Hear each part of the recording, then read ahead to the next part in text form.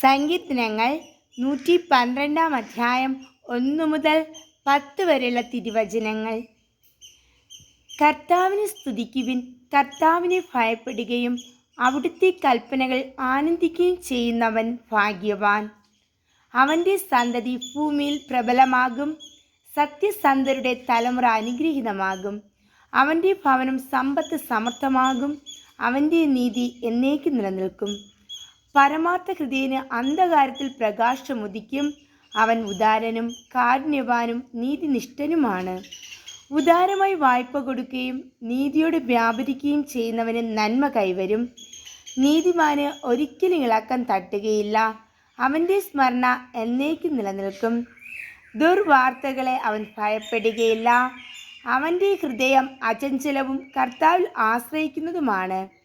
അവൻ്റെ ഹൃദയം ദൃഢതയുള്ളതായിരിക്കും, അവൻ ഭയപ്പെടുകയില്ല. അവൻ ശത്രുക്കളുടെ പരാജയം കാണും. അവൻ ദരിദ്രർക്ക് ഉദാരമായി ദാനം ചെയ്യുന്നു.